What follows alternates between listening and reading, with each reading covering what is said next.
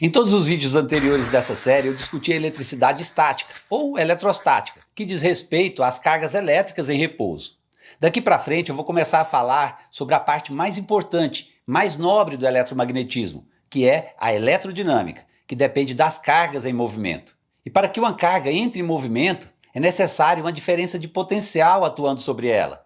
Essa diferença de potencial normalmente é fornecida pela bateria, um dispositivo fundamental na eletrodinâmica, e é justamente esse dispositivo que eu vou analisar nesse vídeo.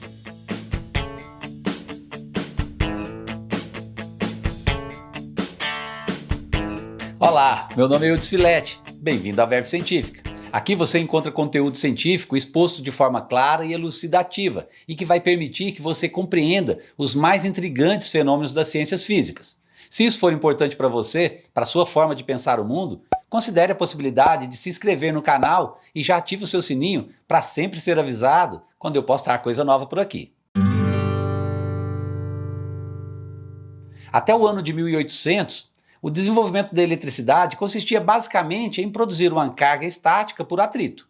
Mas isso mudou radicalmente quando o físico e químico italiano Alessandro Volta inventou a primeira bateria elétrica. Naquela época, um outro físico, também italiano, Luigi Galvani, havia mostrado que as pernas de rãs se contraíam quando eram tocadas por algum tipo de sonda metálica. Ele acreditava que isso era causado pela eletricidade contida nos tecidos musculares das rãs e chamou isso de eletricidade animal. Galvani considerava que a ativação dessa eletricidade era gerada por um fluido elétrico que é levado aos músculos pelos nervos. Muitos se perguntaram, incluindo o próprio Galvani, se ele não havia descoberto a tão procurada e mística força vital. Mas Alessandro Volta, que trabalhava em um outro laboratório a 200 quilômetros, apesar de ter ficado impressionado no início, começou a duvidar da hipótese de Galvani.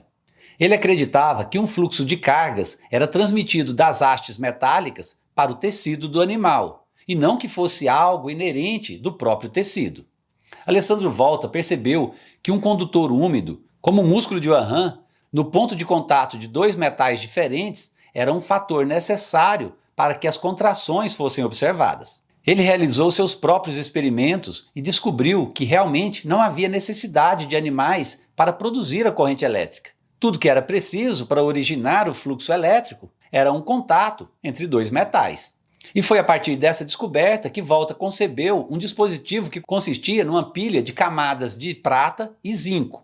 Essas camadas metálicas eram intercaladas com camadas de pano ou papel embebidos em água salgada. Ele observou que as cargas elétricas fluíam através de um fio que estivesse conectado em ambas as extremidades da pilha.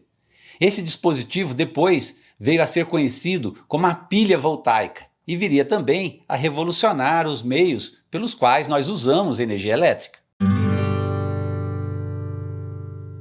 Uma bateria é um dispositivo que gera eletricidade ao transformar a energia química em energia elétrica.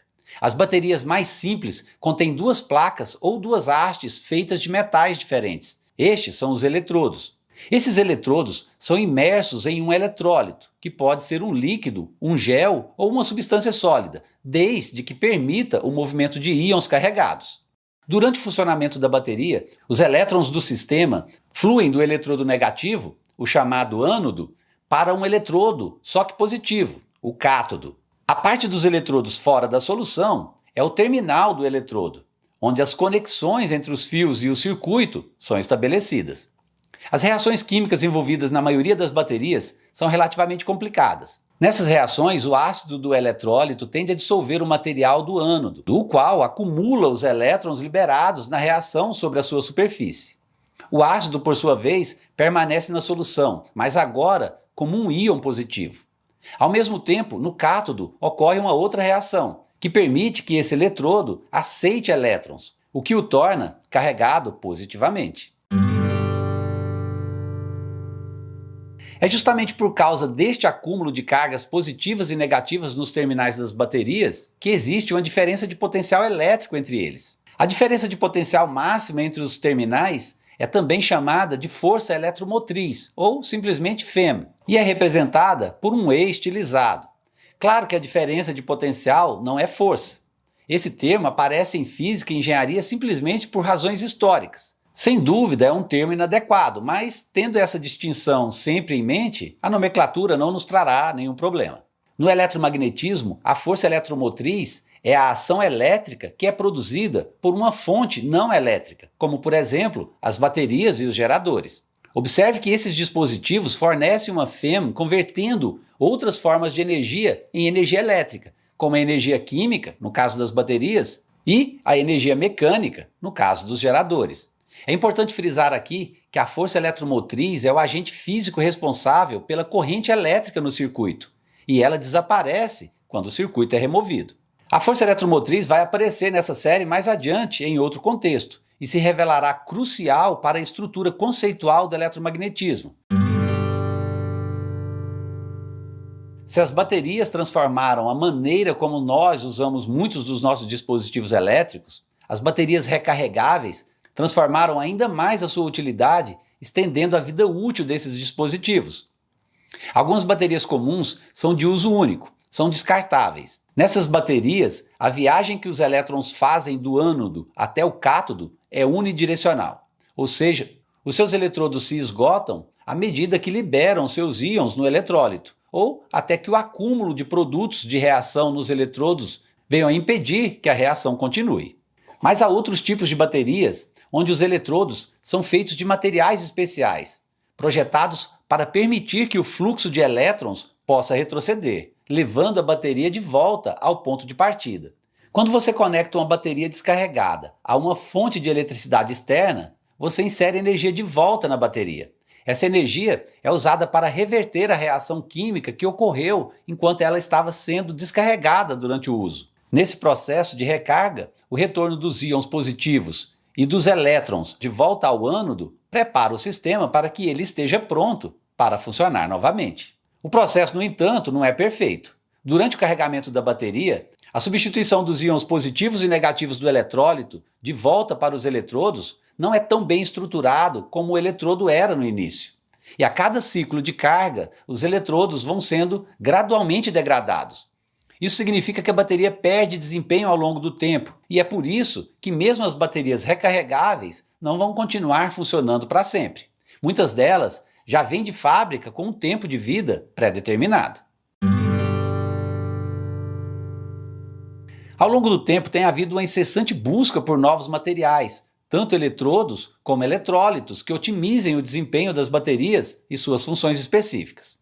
Diferentes materiais têm diferentes propriedades eletroquímicas e, portanto, produzem resultados diferentes quando você os coloca juntos em uma célula de bateria. Com isso, é possível obter baterias com características diferentes. Algumas combinações vão produzir uma alta voltagem de uma forma muito rápida, mas depois vão cair rapidamente. Outras combinações produzirão apenas uma pequena corrente, mas poderão manter essa corrente por um tempo muito longo. Isso é útil, por exemplo, no detector de fumaça. Ele não precisa de uma grande quantidade de corrente para se alimentar, e é desejável que ele continue funcionando por um longo tempo. Outra razão para usar diferentes combinações de metais é que muitas vezes duas ou mais células de bateria precisam ser empilhadas para obter a tensão necessária. Isso é o que ocorre para algumas combinações de eletrodos, que se empilham de maneira muito mais eficiente do que outras. Um exemplo disso são as baterias de fosfátil e lítio, que são usadas em carros elétricos. Lá elas se empilham para fazer sistemas de alta tensão, 100 ou mais volts. Mas essa voltagem nunca seria alcançada se fizéssemos uso de baterias como as de neodímio e cádmio, que se aquecem muito durante o uso. Se você olhar ao seu redor agora, provavelmente você verá um utensílio elétrico, um laptop, um celular, um videogame, algo que use uma bateria para funcionar. E de forma mais geral, outros utensílios como geladeiras, TVs e liquidificadores também dependem de uma fonte de tensão para promover um fluxo de cargas nos seus circuitos. Esse fluxo é chamado de corrente elétrica, a grandeza fundamental do eletromagnetismo. E é sobre a corrente elétrica que eu vou falar no próximo vídeo.